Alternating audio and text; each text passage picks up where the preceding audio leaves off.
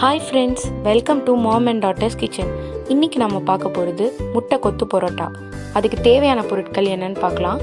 பரோட்டா 2, முட்டை 3, onion 1, tomato 1, சோம்பு 1 spoon, green chilli 1, chilli powder 1 spoon, pepper powder, சால்னா இருந்தால் யூஸ் பண்ணிக்கோங்க, curry leaves, coriander leaves, salt, oil. இந்த மாதிரி பேனில் ஆயில் ஊற்றி 1 ஸ்பூன் சோம்பு சேர்த்துக்கோங்க. இப்போது வெங்காயம் சேர்த்துக்கலாம். பொடி பொடியாக கட் பண்ணி வச்சுருக்கேன். நல்லா வதக்கிக்கோங்க.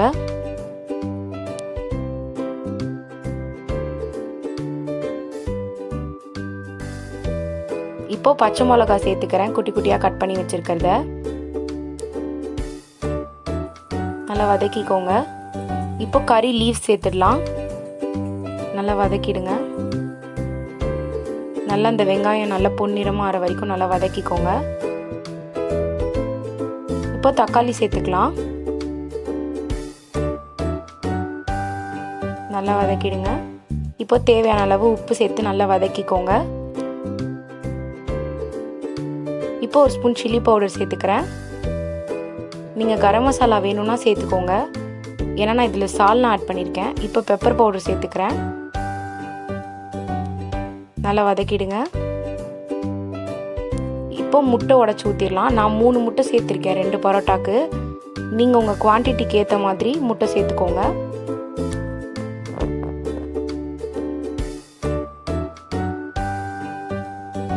இப்போ இதை நல்லா கொத்தி விடுங்க.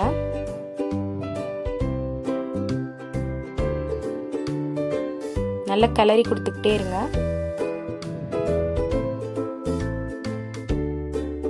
இப்போ பரோட்டாவை சேர்த்துடலாம். நல்லா குட்டி குட்டியாக கட் பண்ணி வச்சுக்கோங்க.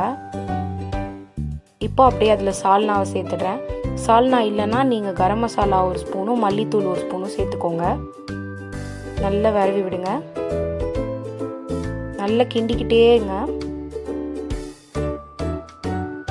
இப்போ 1 ஸ்பூன் ஆயில் சேர்த்துக்கிறேன். இப்போது இந்த மாதிரி ஒரு டம்ளரை வச்சு நல்லா கொத்திக்கிட்டே இருங்க. அப்போ தான் உங்களுக்கு அந்த முட்டை நல்லா பரோட்டா எல்லாம் ரெண்டும் சேர்ந்து உங்களுக்கு நல்ல ஒரு சுவை கொடுக்கும். இந்த மாதிரி டம்ளர் வச்சு கொத்திக்கிட்டே இருங்க. இந்த மாதிரி உங்கள்கிட்ட அகலமான பேன் இல்லை அப்படின்னா நீங்கள் தோசை கல்லில் போட்டு நல்லா கொத்தலாம். கடையில் கொத்துற மாதிரி நல்லா வரும்.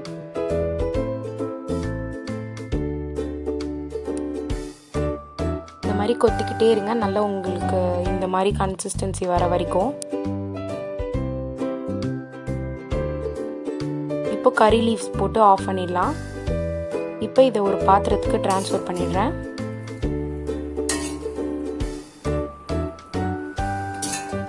பாருங்கள், சுவையான முட்டை கொத்து பரோட்டா ரெடி ஆயிடுச்சு. கடையில் இருக்க மாதிரியே இருக்குது.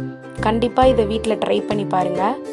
இந்த வீடியோ உங்களுக்கு பிடிச்சிருந்துச்சுன்னா லைக் பண்ணுங்கள், ஷேர் பண்ணுங்கள், கமெண்ட் பண்ணுங்கள், சப்ஸ்கிரைப் பண்ணுங்கள். அப்படியே மறக்காமல் பக்கத்தில் இருக்க பெல் ஐக்கானை கிளிக் பண்ணுங்கள். தேங்க்யூ.